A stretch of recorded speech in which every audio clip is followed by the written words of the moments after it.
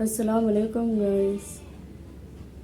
आज हम देखेंगे रमशा सुल्तान का वीडियो।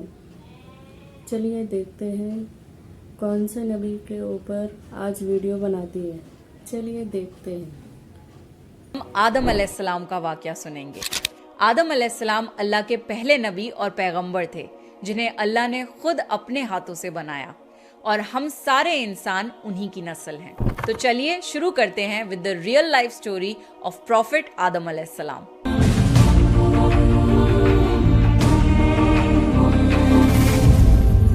सूरह बकरा में अल्लाह ने आदम अलैहिस्सलाम का जिक्र किया है।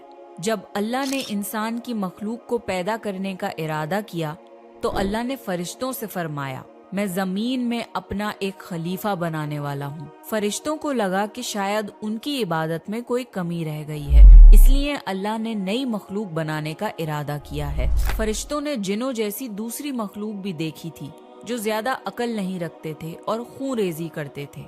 फरिश्तों ने अल्लाह से कहा, ए अल्लाह, हम तेरी तस्बीह, हम्द और पाकी बयान करते हैं। क्या तू ऐसी मखलूक पैदा करेगा जो जमीन में फसाद करेगी और खून खराबा करेगी?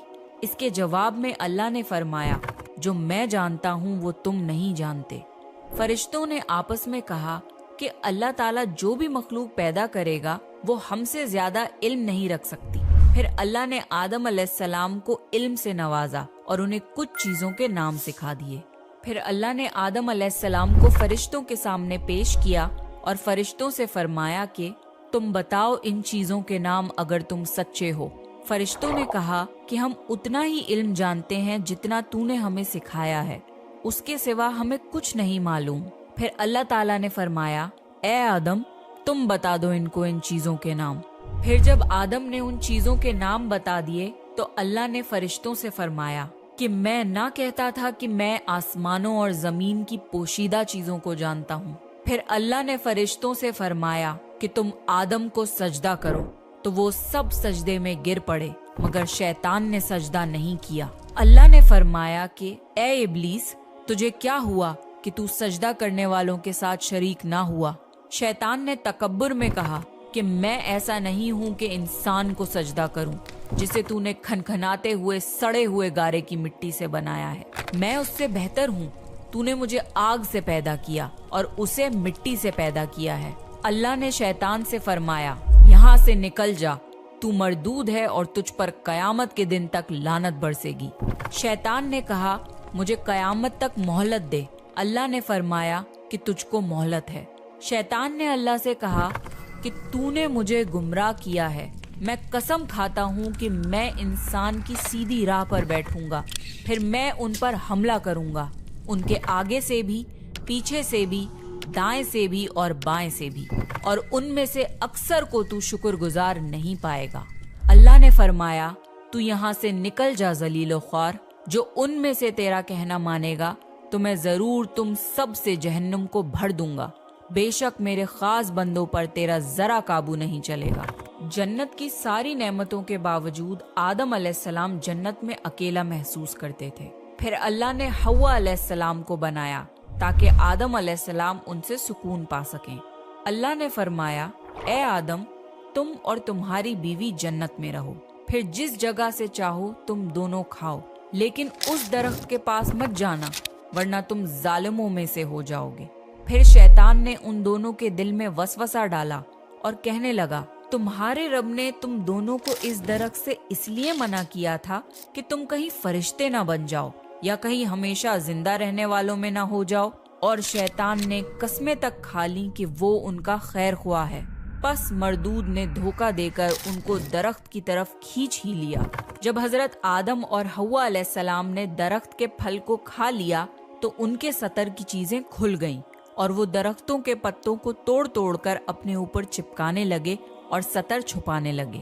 फिर अल्लाह ने उनको पुकारा और फरमाया, क्या मैं तुम दोनों को इस दरख्त से मना न कर चुका था और ये न कह चुका था कि शैतान तुम्हारा खुला दुश्मन है? हजरत आदम और हव्वा अलैहिस्सलाम ने कहा कि ए हमारे रब, हमने अपने ऊपर जुल्म किया और अगर आप हमें ना बख्शेंगे और हम पे रहम ना फरमाएंगे तो फिर हम तो जरूर तबाह हो जाएंगे।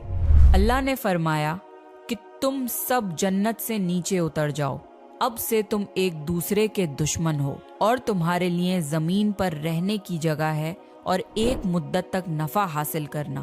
اب تم کو وہیں زندگی گزارنی ہے اور وہیں مرنا ہے اور وہیں پھر سے پیدا ہونا ہے۔ دنیا میں آنے کے بعد آدم علیہ السلام نے اللہ سے 40 سال تک معافی مانگی۔ پھر اللہ نے آدم علیہ السلام پہ رحم کھا کے انہیں معاف کر دیا اور فرمایا کہ تم اور تمہاری اولاد دنیا میں رہو، اور یہ بات یاد رکھو کہ جب میری طرف سے کوئی نبی ہدایت لے کر تمہارے پاس آئے تو تم اس کا کہنا ماننا، اور جو لوگ میرے نبیوں کی بات کو نہیں مانیں گے اور ہماری آیتوں کو جھٹلائیں گے وہ دوزخ میں جائیں گے اور ہمیشہ اسی میں رہیں گے۔ پھر حضرت آدم اور حوا علیہ السلام دنیا میں رہنے لگے، انہی سے انسانوں کی نسل شروع ہوئی۔ آدم علیہ السلام تقریباً 900 سال زندہ رہ کر وفات پا گئے۔ قرآن کے اس واقعے سے ہمیں یہ ہدایت ملتی ہے کہ جب شیطان نے غلطی کی تو اس نے معافی مانگنے کی بجائے تکبر کیا اور اللہ کو ہی اپنی گمراہی کا الزام دیا۔ پر جب آدم علیہ السلام سے غلطی ہوئی تو انہوں نے اپنی غلطی مانی اور فوراً توبہ کری، اور تب تک معافی مانگتے رہے جب تک اللہ کو راضی نہ کر لیا۔ آدم علیہ السلام کی سنت یہ ہے کہ جب انسان سے غلطی ہو جائے تو وہ اللہ سے اپنے گناہوں کی معافی مانگے اور اپنے رب کو منا لے۔ بے شک اللہ بہت معاف کرنے والا، بڑا مہربان۔ یہ تھا آدم علیہ السلام کی کہانی۔ چلیے دیکھتے ہیں نیکسٹ ویڈیو کون سا ہوگا۔